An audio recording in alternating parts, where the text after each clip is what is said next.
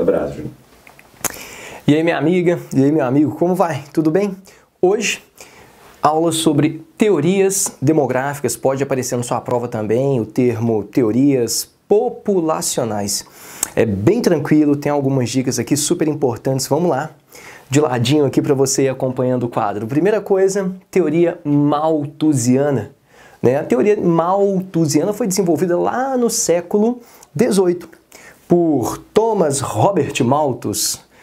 Era um sacerdote da igreja anglicana e ele viveu basicamente em um contexto rural. Eu sei que nessa época, lá no século XVIII, na Inglaterra, onde Malthus vivia, a gente já tem um forte processo de urbanização, já que existe uma política dos cercamentos associada a um processo de industrialização. A primeira revolução industrial, não é isso? Mas, de um modo geral, o planeta se encontrava em um contexto bastante rural. Destaca-se que foi só recentemente, já agora no século XXI, que a população da Terra tornou-se predominantemente urbana. Por isso que eu coloquei aqui, olha, século XVIII, contexto rural. Malthus, sacerdote anglicano, sua teoria foi desenvolvida, portanto, lá na Inglaterra.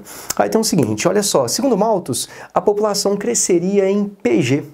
E você sabe o que é uma PG? É progressão geométrica, né? 2, 4, 8, 16, 32, a gente para por aí que vai ficando difícil para nós geógrafos, né? Mas tá aí, tem a produção de alimentos, segundo Malthus, cresceria em PA. Progressão aritmética. Tem gente que acha que PA é produção de alimentos mesmo. Não, não é isso. A produção de alimentos cresceria em PA, em um ritmo menos acelerado, 2, 4, 6, 8, do que a população que cresceria em um ritmo de PG. Interessante que eu coloquei aqui, olha, PG, duplicar a cada 25 anos. Malthus chegou a afirmar que a população da Terra iria duplicar a cada 25 anos. Um crescimento, portanto, exorbitante. Agora veja bem, se você tem o crescimento da população em PG e o crescimento da produção de alimentos em PA, você vai ter um descompasso. Qual que é o descompasso? A falta de alimentos. Portanto, chegaríamos a uma situação de caos, segundo Malthus. População crescendo muito mais do que a produção alimentícia. E para evitar este caos, qual foi a proposta de Malthus? Na verdade, quais foram as propostas malthusianas? Primeira proposta, vamos lá. Abstinência sexual. Tá aí, Malthus propôs a abstinência sexual. Muita gente pensa, Juninho, por que Malthus não propôs a utilização de métodos contraceptivos? Veja bem, existiam métodos contraceptivos nessa época, métodos rudimentares. Tem um caso aí que a tripa de bode já era utilizada há muito tempo como preservativo masculino, lá no contexto do Egito Antigo. Então, métodos existiam, porém métodos rudimentares. Mas porque mesmo sendo rudimentares, o Malthus não estimulou a utilização destes métodos, porque o Malthus estava diretamente vinculado à igreja. Por isso que ele não propôs a utilização de métodos, e sim a abstinência sexual. Além disso, propôs também um casamento tardio. Na concepção de Malthus, quanto mais tarde as pessoas se casassem, menos filhos elas teriam. E para terminar, falou que só poderia ter filho quem tivesse terra. Por quê? Porque, segundo Malthus, quem tem terra tem onde plantar, onde cultivar para alimentar a sua prole. Isso já foi cobrado em algumas questões de vestibulares da seguinte forma: tudo leva à seguinte explicação. A teoria malthusiana tem um certo apelo ligado à elite econômica da época. Que, veja bem, quem tinha terra poderia ter filho. Se quem tem terra na Inglaterra no século XVIII pode ter filho, quer dizer que é uma teoria elitista, porque só a elite tinha capital para ter terra lá no século XVIII na Inglaterra. Acho pouco provável essa questão se repetir, até mesmo porque é bastante detalhista esse fato, mas é interessante você guardar isso daqui. As propostas malthusianas são propostas antinatalistas. De agora em diante, qualquer questão que tenha teoria malthusiana ou alguma questão que tenha o termo Malthus, como daqui a pouco a gente vai falar da teoria neomalthusiana, se você colocar no cantinho lá da questão que trata-se de uma teoria antinatalista, já é meio caminho andado. A partir de hoje, então, fica essa dica. Apareceu Malthus na questão, tem que lembrar de antinatalidade, como foi colocado aqui.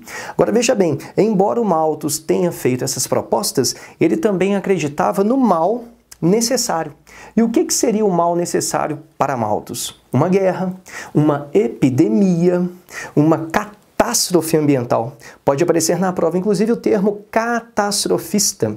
Por quê? Porque ele acreditava que a população por si só não seguiria as suas propostas. Portanto, seria necessário um controle mais natural dessa população, através de catástrofes naturais ou até mesmo através de guerras. Daí o termo mal necessário. Em momentos de guerras, de epidemias, de catástrofes naturais, a população reduz. E se a população reduz, você não vai chegar ao caos que o Malthus esperava. Agora vamos lá. Uma vez que nós vimos essa parte aqui do quadro, olha, o início da teoria, a gente vai agora, na verdade, nós já vimos toda a teoria, né? Agora a gente vai concluir o fato. Olha que legal. Embora Malthus tenha feito toda essa projeção de crescimento, Malthus também tenha lançado as suas propostas, que são propostas antinatalistas, Malthus estava bastante equivocado. E nós sabemos isso hoje. Por quê? Porque aconteceu uma tal de Revolução Verde no pós-Segunda Guerra Mundial. E com a Revolução Verde, ou seja, o desenvolvimento de técnicas e tecnologias agrícolas, o que vai acontecer com a produção agrícola e também com a produção pecuária? A produção vai aumentar de forma significativa. E se a produção aumenta, é lógico que nós teremos uma maior oferta de alimentos. Portanto, ao contrário do que Malthus estava prevendo, a produção alimentícia cresceu e cresceu muito. Por sua vez, a população já não cresceu tanto. Veja bem, eu não falei que a população deixou de crescer. A população continua crescendo, porém cresce em um ritmo cada vez menor, em função do processo de urbanização. Já falamos isso em uma aula aqui. Veja bem, à medida que a população torna-se predominantemente urbana, o custo de vida aumenta. A mulher é obrigada a entrar no mercado de trabalho para complementar a renda familiar. Daí surgem outras prioridades na vida do casal. Nós temos a Revolução Feminista, já foi citado isso aqui também, e naturalmente a natalidade começa a cair. Portanto, a população não continuou crescendo da forma que Malthus estava prevendo. Cresceu, porém cresceu menos. Logo, Malthus equivocado, e veja bem, duplamente equivocado. Errou em suas duas previsões. No entanto, muita gente fala assim, bem, se Malthus errou, quer dizer que não existe mais o caos que ele esperava. O caos continua existindo. E qual que é o caos hoje? A fome. A fome, como Malthus esperava fome, já que teria muito mais gente do que alimentos. No entanto, a fome hoje não deriva da ausência ou da carência de produção alimentícia. A fome deriva da concentração de renda. E a gente vai falar isso depois na aula de indicadores sociais, quando a gente aborda um coeficiente chamado coeficiente de Gini, que mostra que a renda está bastante concentrada. Beleza? Malthus é isso. E fica aquela dica. Apareceu o nome Malthus, tem que lembrar que a teoria é antinatalista. Então, agora a gente puxa para a teoria neo-malthusiana. Olha o termo aí, olha. Nova teoria malthusiana, desenvolvida após a Segunda Guerra Mundial, obviamente não foi desenvolvida por Malthus, né? Malthus viveu lá no século XVIII, né? É uma teoria que foi... Malthusalém. É Malthusalém, né? O Vitinho aqui participa, não. Ainda bem que não é ou então uma teoria psicografada, alguma coisa assim. Não, mas não foi o caso, tá? Aqui é a teoria neo-malthusiana. Foram vários teóricos que desenvolveram essa teoria, essa forma de pensar após a Segunda Guerra Mundial, e vale destacar o seguinte, após a Segunda Guerra Mundial a população da Terra está crescendo bastante. Porque no contexto da Segunda Guerra nós temos desenvolvimento médico, e à medida que temos o desenvolvimento médico, a longevidade da população vai aumentando. Após a Segunda Guerra, nós temos um grande crescimento populacional, até mesmo porque em vários países que estavam diretamente envolvidos com o contexto da guerra, nós vamos ter o baby boom. Os casamentos que foram adiados em função da guerra foram realizados. A natalidade, naturalmente, aumenta. Portanto, tem que sacar. Após a Segunda Guerra, a população está crescendo bastante. E daí os teóricos falaram o seguinte, que o grande crescimento da população gerava subdesenvolvimento. Agora, por que eles pensam desta forma? Porque, segundo os neomalthusianos, né, o grande crescimento da população gera pobreza. Veja bem, se você tem um grande crescimento da população, a natalidade tem que estar elevada.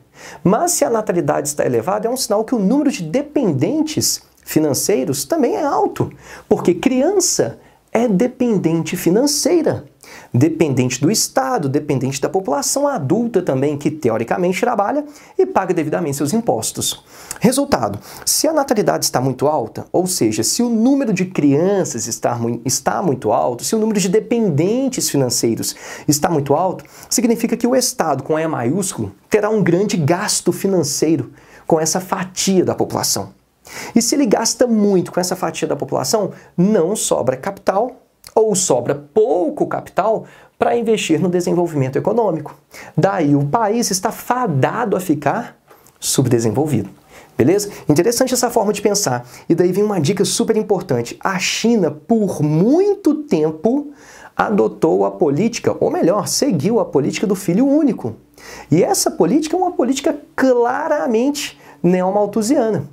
O Estado chinês acreditava que a grande natalidade poderia minimizar os investimentos do Estado em outros setores da economia, já que os gastos seriam muito grandes, né, com a população dependente. Aí o que o Estado chinês fez? Lançou a política do filho único. Menos filhos, menos crianças, menos gastos, sobra mais dinheiro para investir na prosperidade econômica do país.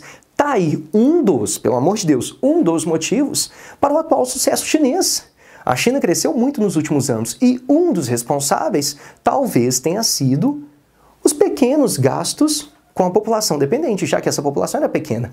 No entanto, foi agora em 2015, a China abandonou essa política do filho único. Nós temos uma certa flexibilização nessa política do filho único. Por quê? Porque o Estado chinês entende o seguinte atualmente, que como a natalidade foi fortemente controlada, hoje, nós temos uma população adulta não tão grande como poderia ser. E o problema vai vir a médio e longo prazo. Porque se essa natalidade continua sendo controlada, da mesma forma que vinha sendo controlada, você pode ter uma certa carência de mão de obra no futuro. Veja bem, a população adulta da China é gigante. Poderia ser maior. Tá? E se essa política não for flexibilizada agora, como foi, você pode ter a médio e longo prazo carência de mão de obra adulta. Tá? Já que quem é adulto hoje, eu te falei que tem muita gente, né? Daqui a um tempo é idoso, então você vai ter uma grande população idosa e talvez você não tenha muitos adultos. Então, para que você tenha muitos adultos, é importante que você volte a ter uma natalidade mais alta. Compreendido? Então aqui, olha, a China não é mais neomalthusiana, mas a China já foi neomalthusiana. O fim da política do filho único na China é super recente, é de 2015, tá? Então, só recentemente que o Estado chinês flexibilizou essa política. Tranquilo? E qual dica que fica? Se grande crescimento da população, segundo os neomalthusianos, gera pobreza, para você não ficar pobre, para você atingir o desenvolvimento, você precisa controlar a natalidade. Por isso, trata-se de uma teoria antinatalista. E sendo uma teoria antinatalista, tem que ter malthus na parada. Daí o termo neomalthusiana. Tá? Por quê? Porque, segundo eles, controla a natalidade para alcançar a prosperidade econômica. Dominado? Agora, só uma coisa, essa teoria antinatalista, mas contrariamente à teoria malthusiana, eles não chegaram a propor a abstinência sexual. Aqui, eles são mais flexíveis. Eles fizeram propostas de utilização de métodos contraceptivos, como o DIU, tá? O dispositivo intrauterino, como a própria pílula. Tá entendido? E para finalizar, nós temos a teoria marxista, também chamada de teoria reformista. Veja bem, não tem o nome Malthus. E não tendo o nome Malthus, não é uma teoria antinatalista. Eu vou até fazer uma observação aqui, ó. Vou colocar aqui em cima, a teoria neomalthusiana já está destacado o contexto de Malthus aqui, ó. Vou colocar antinatalista. Vitinho, antinatalista é junto, né? Antinatalista é, mas vou dar uma buclada aqui. Antinatalista. Tá aí, beleza? Aí vem agora a teoria marxista / reformista. Também Após a Segunda Guerra, essas duas teorias são teorias concomitantes, foram desenvolvidas em um mesmo contexto, né? Segundo os teóricos reformistas, também chamados de marxistas, o subdesenvolvimento que é o grande responsável pelo grande crescimento da população. Eu não sei se você percebeu, mas eles inverteram causa e consequência. Olha aqui é a causa, essa é a consequência. Agora o subdesenvolvimento é a causa do grande crescimento da população. Por quê? Porque, segundo os teóricos marxistas ou reformistas, o subdesenvolvimento faz com que o Estado não tenha capital para informar a sua população. Por isso, a interrogação aqui, ó. População sem informação é uma população que não terá uma natalidade baixa. A população sem informação sobre métodos contraceptivos terá natalidade muito alta. E isso, gente, muita gente fala assim, nossa, Juninho, não é possível. Como assim uma pessoa não sabe utilizar uma pílula? Como assim uma pessoa não sabe utilizar um preservativo masculino? Como assim? Tinha que ser ao contrário essa pergunta. Porque a menor parte da população que tem esse conhecimento. A maior parte não tem, né? Muitas vezes a gente vive em um mundo que isso é muito banal, né? Todo mundo tem acesso a esse tipo de informação, mas quando você vai para países muito pobres ou até mesmo para as periferias pobres do próprio Brasil, esse tipo de informação não chega. Tá entendido? Por quê? Porque sem escolaridade, sem a presença do Estado, é difícil mesmo você ter este conhecimento. Então é isso. Além dessas teorias que eu destaquei aqui, tem uma teoria chamada ecomalthusiana, é pouco cobrada, mas é a mesma lógica, ecomalthusiana. Se tem o nome Malthus, é uma teoria antinatalista. E por que ecomalthusiana? Basicamente a ideia é essa daqui, olha, quanto mais gente, maior será a pressão sobre os recursos, maior será também o impacto ambiental. Daí a necessidade, segundo os teóricos ecomalthusianos, de controle da natalidade. Menos pessoas na concepção ecomalthusiana, menor necessidade de matéria-prima, menor impacto ambiental. É isso aí. Fique com a gente. Um abração. Tchau, tchau.